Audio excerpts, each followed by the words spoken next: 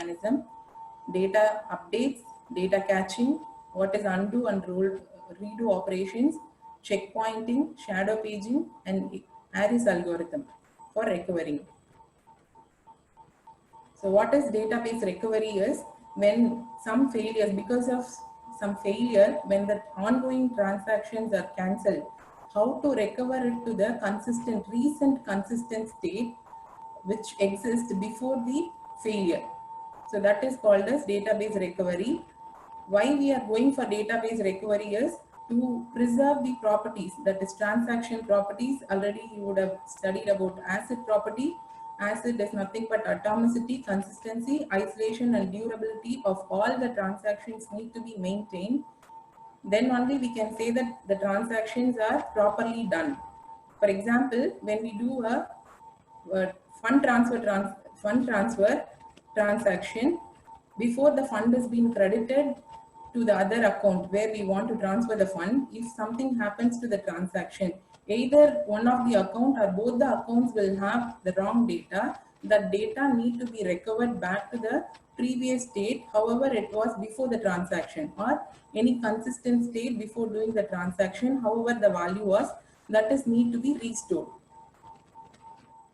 So the failures, there are some 4 types of failures which affect the database transactions. The first failure is transaction failure or a system error. Usually the system error is deadlock. Any deadlock arises when we are trying to access the value of data item from the database. When many applications, many concurrent users are accessing the value, then deadlock situation may arise which will not allow the intended user to take the data properly from the database, or it can be even the logical errors which happens in the applications. Then system failure. System failure is nothing but it can be a software failure or it can be a hardware failure.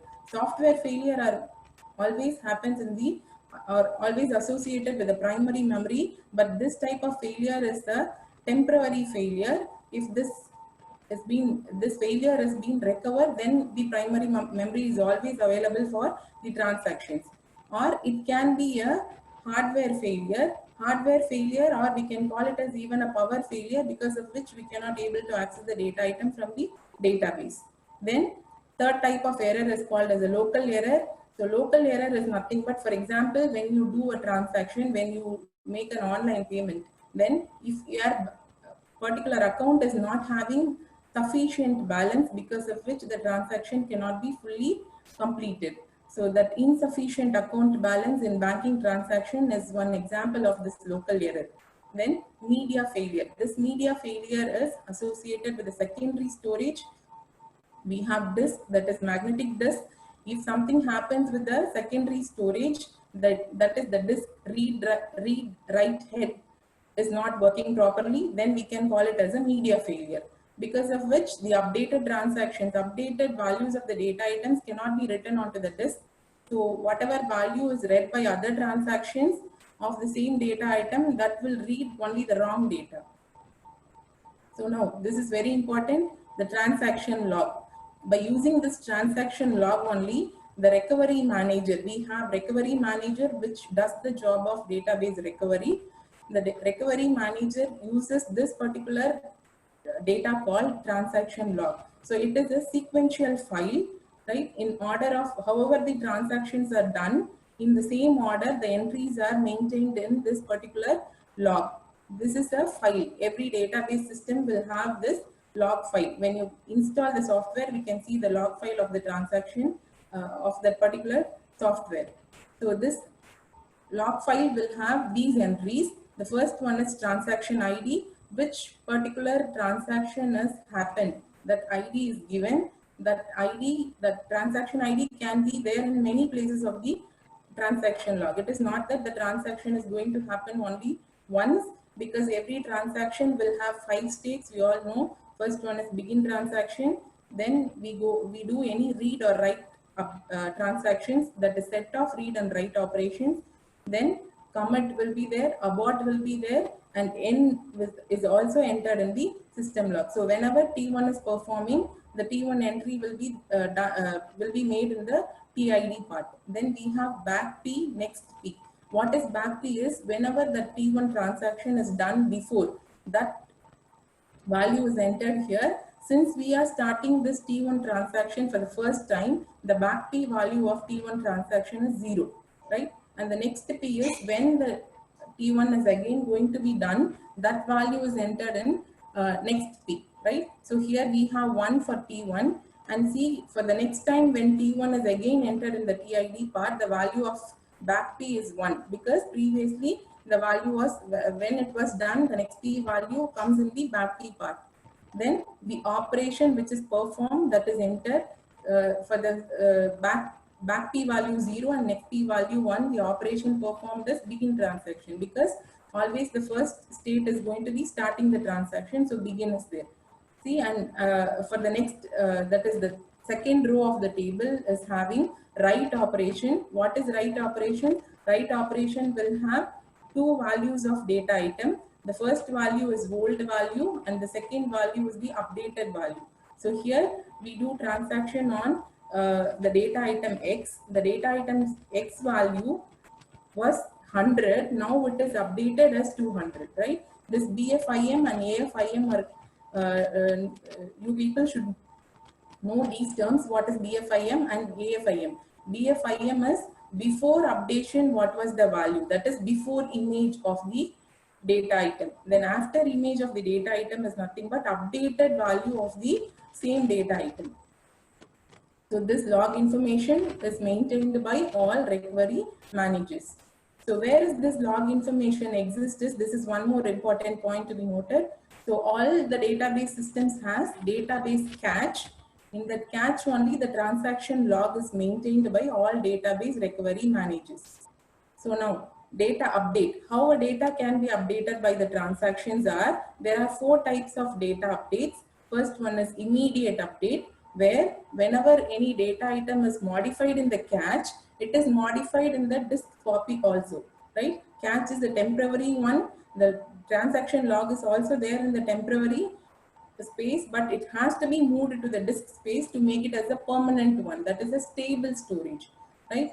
So immediate update, whenever the transaction is updating any data item value, that gets updated in the disk itself immediately. Then deferred update is nothing but it is not doing the updation in the disk immediately. It is deferring, it is postponing the updation in the disk. When it will be postponed is whenever the transactions are committed, then it will be written onto the disk. Then shadow update.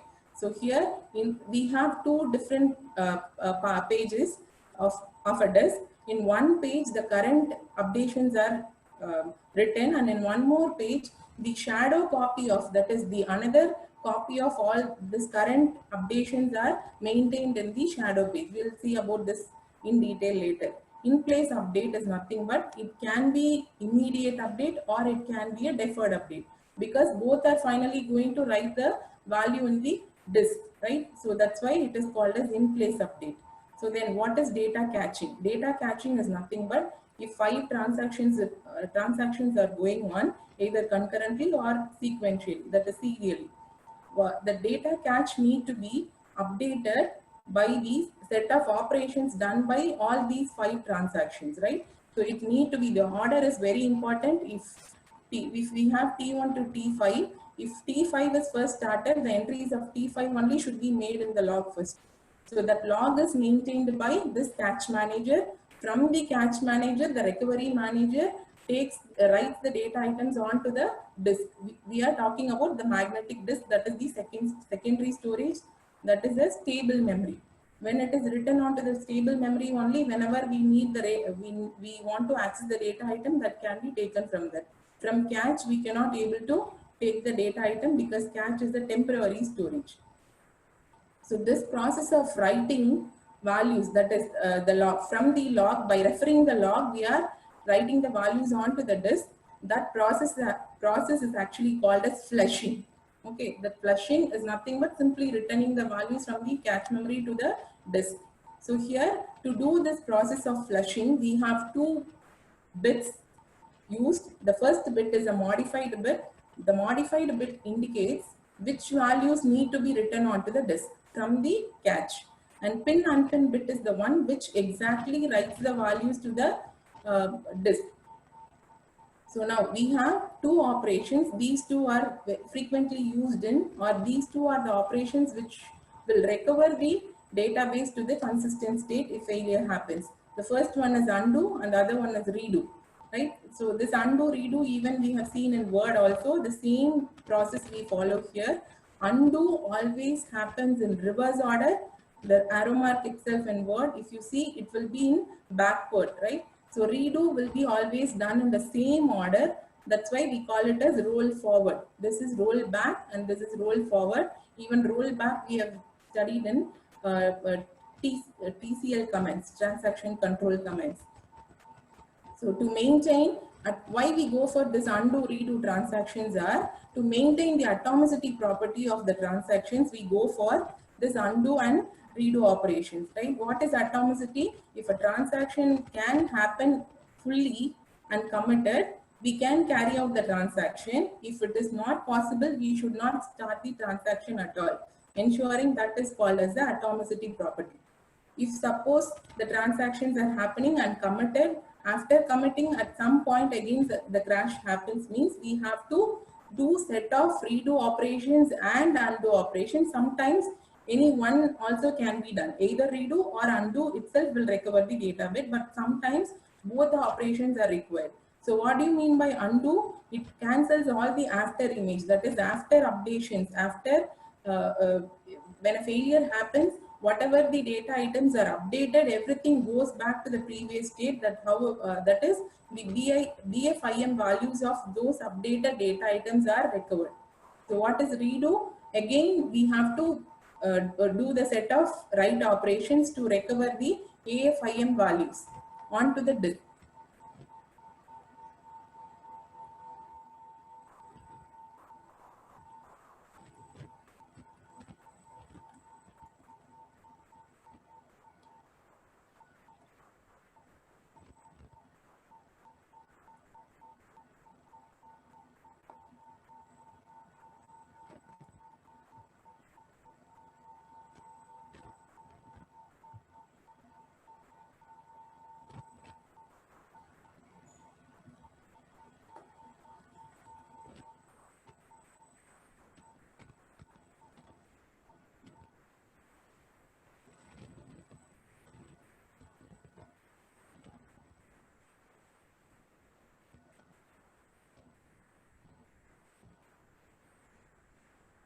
Slide move பண்ண முடியல sir.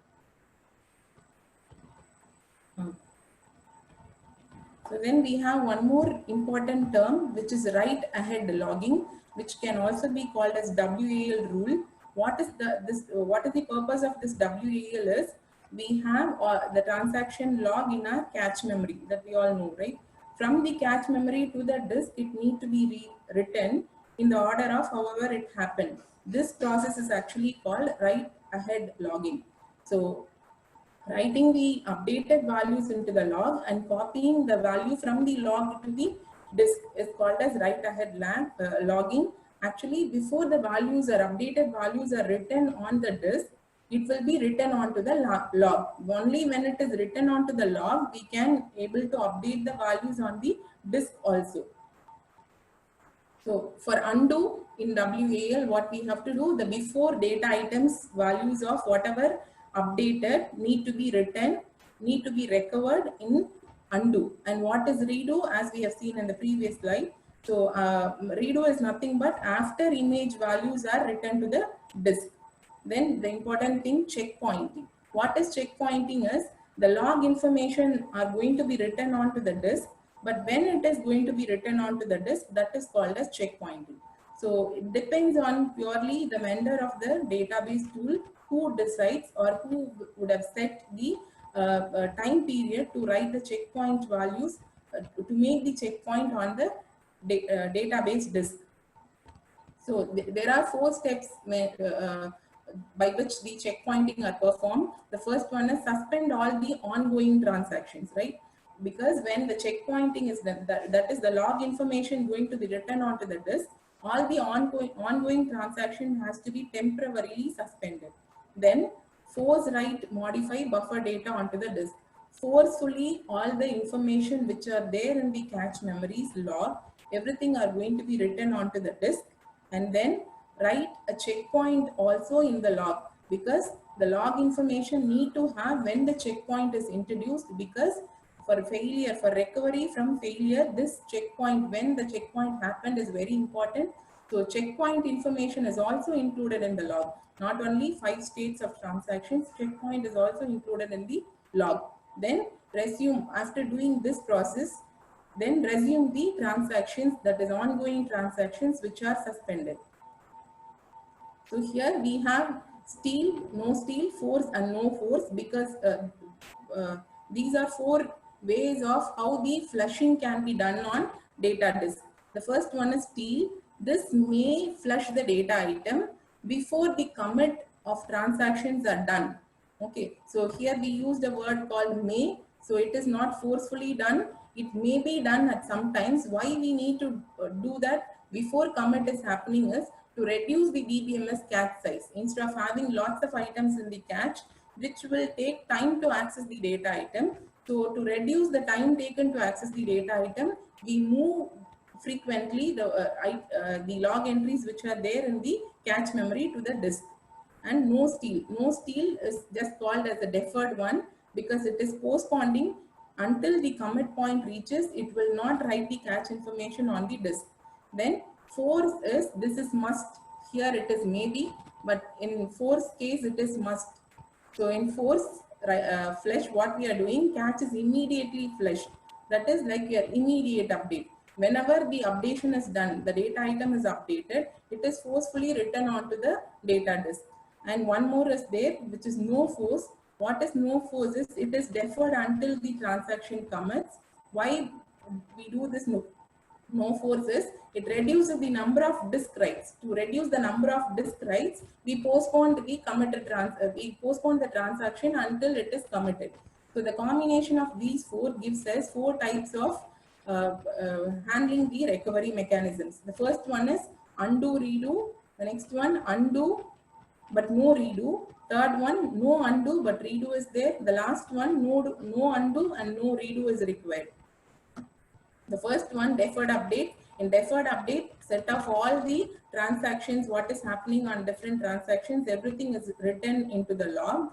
At commit point under WAL, that is work write ahead logging. Write ahead logging, what is write ahead logging? It takes the values of transaction log and it does all those updations on the disk. So we will see one example for deferred update in single user environment. Single user environment is only one user is doing transactions, but set of transactions which are executed in serial manner are done by the user. See, we have 2 transactions, T1 and T2. T1 is doing read operations on A and B. T2, and again it reads the value of, after some transactions, it writes the value of new value of B and it writes the new value of A.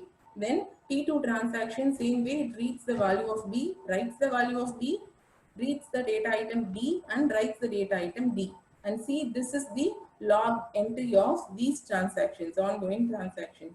First, start transaction. Which transaction is started? First, T1 is started. Write item T1, because this T1 transaction is going to write data item. What is the data item name? It is D. So D, what is the new value of D? That is mentioned here. So the whatever the previous value of D now is being updated to 20. So write item T1, A value is going to be written by T1 transaction. The A's new value is 60. Then we are committing this transaction. Right? So whenever commit is done, which means that the system log is updated with the values of D and A. But we are not sure that these are updated on the disk, right? Because only we have done the change in the cache, but not in the disk. Then T2 transaction is started. Then write item T2 transaction is writing the value of D to 10 and T2 transaction is again writing the value of D to 25. At this point, system crash happens. So what need to be done by deferred update is also called as no undo, but redo is required, right? Why? Because no undo is required. Nothing is going to be updated in the disk until commit point is done. So undo is not required. Only list of redo operations need to be done to recover the data items to the consistent state. So what is happening here? Commit T1 is done. So commit T1, only the write operations which are done by T1 transactions need to be redone, but the transactions, the write operations of transaction T2 is simply ignored because there is no commit point.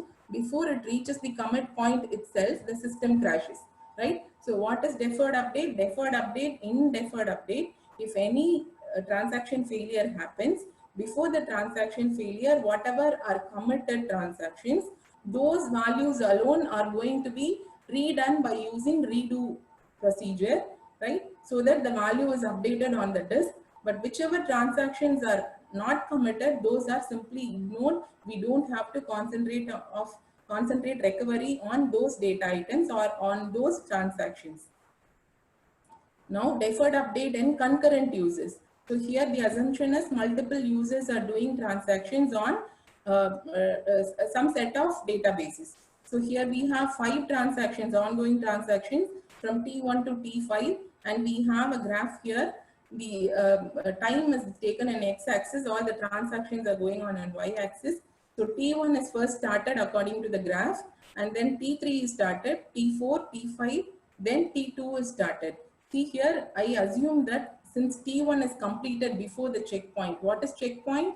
The values in the transaction log are going to be entered into the disk, right? So the values are updated. Now I have only AFIM, not the BFIM of T1 transaction. The same way, even in T2 also, we have the transaction is committed, but when it is committed after the checkpoint, T2 is committed. So T2 need to be redone. And see, T3 is also completing after the checkpoint.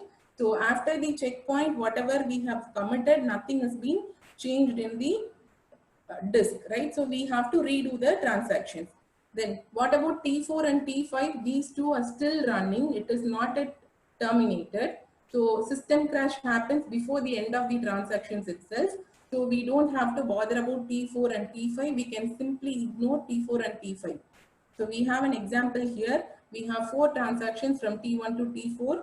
See, the first transaction is T1. T1 is started. It writes the data item D value to 20 and it is committed. And after this commit, we have a checkpoint, right? So since this checkpoint is there, I can assume that this D value is written onto the disk from the cache memory, right? Cache of your DBMS, right? So I don't have to redo the transaction T1 because the value itself is updated in the disk. But see, after checkpoint, what are the transactions started? T4 is started, T2 is started, and T3 is also started, right? But which are all committed? Only T4 is committed. So T4 alone need to be undone. Okay. So T4 is alone need to be redone. Sorry, it need to be redone. What about T2, T3? We don't have to worry about T2 and T3 because T2 and T3 are not at all committed, right? All the ongoing transaction in terms of deferred update are simply ignored. Why? Because the data item value is not updated since the commit point did not reach.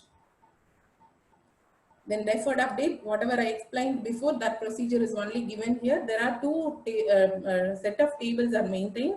The active transactions in one table and committed transactions in another table. So active transactions are simply ignored and committed transactions need to be referred to redo the procedure. That is to redo the write operations again. So the next type is immediate update. In immediate update, what we have to do, this is actually called as undo redo algorithm. Both undo and redo need to be done for recovering the data item from the database. So why this is undo redo? Because immediate is nothing but it will not be waiting like deferred update until the commit point reaches. Whenever the data item is updated, it will be updated even on the disk also, right? So after updating the data item onto the disk, but the transaction is not committed, it fails. what need to be done? The updated value has to be again recovered to the previous BFIM value. So that's why we call it as undo is also there, and set of redo operations also need to be done. For redo, which and all will be redone? Whichever transactions are committed, those will be redone by one. And always remember, the order of undo will be in reverse order. You simply remember the arrow mark what we use in Word. Okay, for undo it is always the reverse one. So that's why we do in reverse order. Even when you do undo in Word also, you will be knowing how will you undo. You will be cancelling everything in reverse order. But redo, however it is done in the same order, it will be redone. So this is undo redo in concurrent execution, that is multi-user environment. Before it was single user environment, and now it is multi-user. What is the difference between single user and multi-user? Many are doing concurrent transactions, and here only one user is doing transactions. So here also we have active table and we have committed table. So active tables are aborted here. Why? Because the immediate update, everything has been updated onto the disk immediately, but since the transaction has failed, I don't want the new values, that is AFIM values, which are wrong, that should not be updated. So aborted, all the active transactions are aborted, and all the committed transactions will be redone one by one. See example here, transaction T1 is started. It writes the data item A value from 10 to 12. See here we have given the old value, but in terms of deferred update, we did not mention the old value because which is not required at all. In deferred update, when the data item value will be initialized with the new value is when it is committed only, it will be allotted with a new value. But here that is not the case. So now if write item is operation is over, which means that the value of A from 10 to 12 is written onto the disk itself, right? So we need to, when we want to perform the undo operations, we need to know the old value of data items also. That's the reason why we mentioned here old value as well as new value. So start transaction, T2 transaction is started and T1 is committed now, and again write item of T2 transaction is done. T2 is started here and T2 transactions write item is done here. B data item is going to be modified from 5 to 6, and here there is a checkpoint, right? So what is a checkpoint? Whatever are committed are written onto the disk. Even though here it is immediate update, it ensures that the unfailure transactions are updating the values correctly onto the disk. So now after checkpoint, we start one more transaction T3, write item T3, it writes the value of C from 10 to 48, then commit T3 is also done. That is the transactions of T3 is also committed. Then start transaction T4, one more is started, and we write the value of B from 6 to 14. At this point, if any system crash or failure happens, what we need to do? Which and all need to be recovered? Whatever is being done after the checkpoint, only those things need to be recovered. That is the use of checkpoint.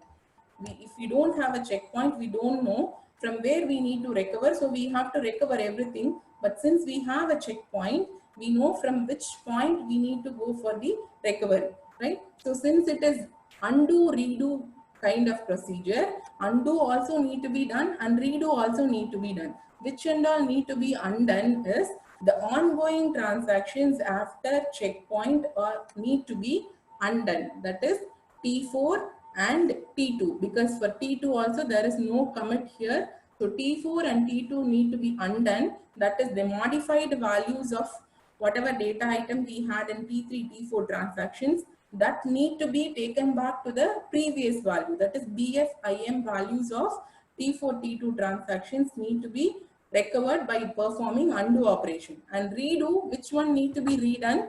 T3 need to be redone. Why? Because T3 is committed after the checkpoint. So the value was changed, but it is not written onto the disk. So we need to redo the transaction of T3, right? So when it comes undo also done and redo is also need to be done. What is the order of undo and redo is, first undo need to be done, then redo need to be done, right? Undo of which need to be done, undo always goes in reverse order. So we should not take T2 for undo first. We should take only T4 because T4 is only coming first in the reverse order, right? First T4 and then T2, right? Don't change the order T2 and T4 because if these two are writing the same data item, then you get the wrong value of the data item.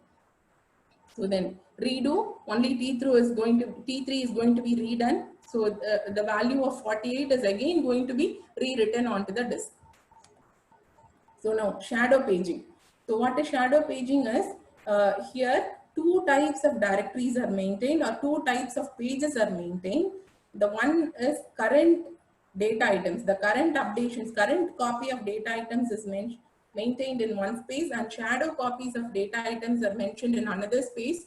So here the current are nothing but X bar and Y bar, and here we have X dash and Y dash, and shadow copies are maintained in X and Y. These two are maintained in the same disk, but in different pages of the disk, these two are going to be maintained. Only when the current directory is committed, the changes of the current directory is going to be affected in the shadow paging, because this is the shadow copy of this one. But shadow copy is not changed whenever it is changed. Only when the changes are committed, this is going to be updated even in the shadow copy also. So now see the diagram, we have pages here because in database cache we have pages, only those pages are going to be written to the disk space also. Even in disk also it is going to be written as pages only. So we have some 6 pages here and we modify the value of 5 and 2. The values which are in second page and fifth page are going to be modified. The new values of 2 and 5 are here. When this will be getting the new values is only when this is committed, this space is getting updated. Else this page, this shadow directory will not be updated. Will not be updated. So actually this is sometimes we feel that the shadow paging is very advantageous because we don't need undo or redo here. We have seen the four types of operations, no undo, redo. This comes in no undo, no redo category. Why? Because only when the current directory is updated, the shadow copy is updated. When the current directory is not updated, then there is no use of updating the shadow copy. So when any transaction fails, any one copy will be having the proper values in it. We can take the value from that particular proper copy. We don't have to go for redo or undo procedure. But the thing is, it takes more write ahead work. So it takes more time. And one more thing is, when the transactions are done in serial manner, that is sequentially, not concurrently, then only the shadow paging is useful.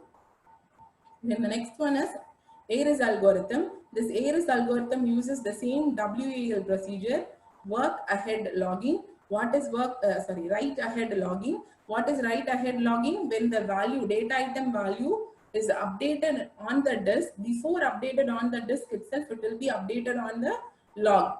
By referring that log information only, or by writing the log information onto the disk again, we can ensure that the data item values are updated in the stable storage also.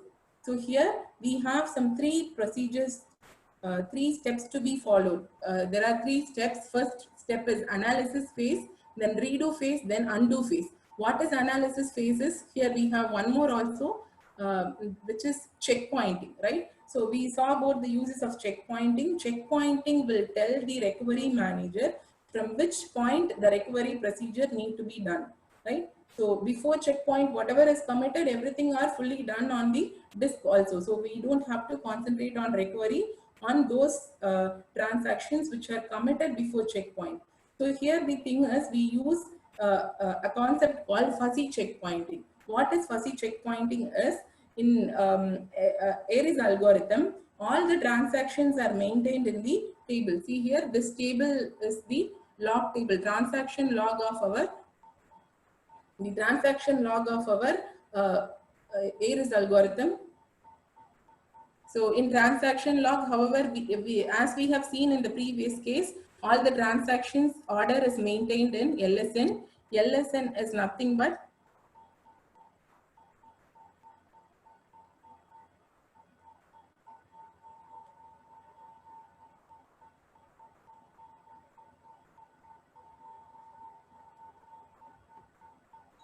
So LSN is nothing but the log sequence number.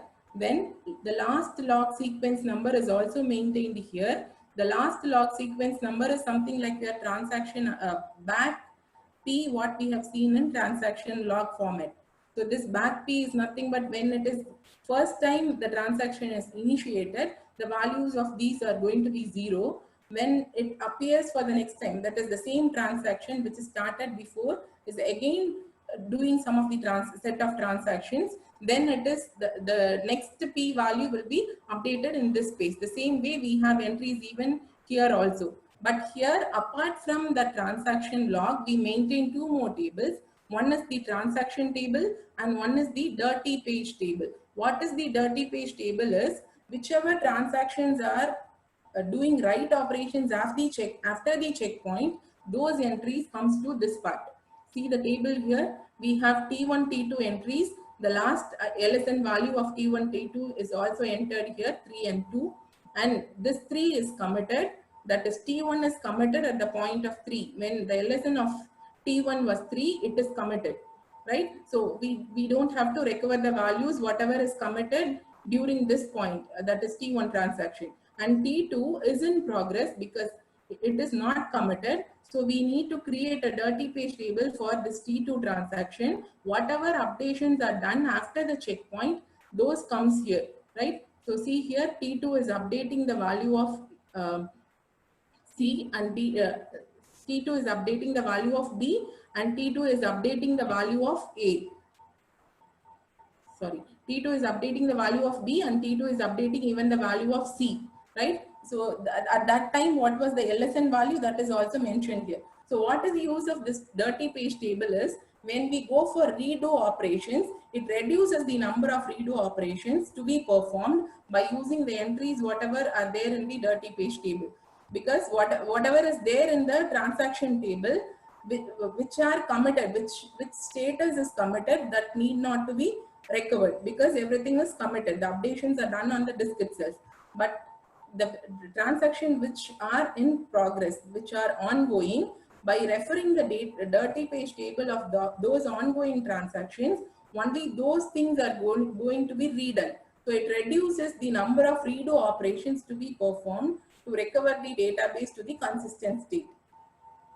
So this is actually, this uses the in phase, that is immediate and deferred, both is used. That's why we do undo as well as redo operations. Here also a point to be noted, undo transactions has to be done in reverse order, redo transactions has to be done in the same order, however it is in the transaction log. Transaction log is nothing but this one in this case. So now what is this fuzzy checkpointing is? As I have told you before, the checkpoint is decided by the tool vendors, right? When the checkpoint has to be done, that is when the transaction log has to be written onto the disk is decided by the tool only. So here Aries algorithm takes one advantage, that is it uses fuzzy method. It can only decide when the transactions has to be done, right? If we have 100 transactions, maybe after completing every 10 transactions, it can do a checkpoint, or maybe after completing 5 transactions also it can do a checkpoint. It depends on the it depends on how many transactions we have, concurrent transactions we are having, right? So the basic idea is analysis phase, then redo phase, then undo phase. So in analysis phase, what is being done? It checks how many checkpoints are there, right? So when the checkpoint is started and when the checkpoint is ended, that LSN number is also maintained here, but which is not there in previous recovery mechanisms what we have seen. So this is a better approach than the previous one for some cases for some types of transactions. So begin checkpoint and end checkpoint is also there in the log entry. Then redo phase is nothing but by referring the dirty tables or dirty pages of the dirty table, it will decide which and all need to be redone. We don't have to redo all the transactions after the checkpoint, right? So then undo phase, the same way how we have seen an immediate update. Every undo operations after the checkpoint or before the checkpoint also, if some of the transactions are not committed, those also will be undone. So what is undone here? The after image values are not taken. The previous image values before that write operation or update operation are going to be restored, right? So in this way, we can able to recover the data items in terms of ARIS algorithm, right? So analysis phase, redo phase, undo phase. Along with this, we have checkpoint for doing the redo and undo phases.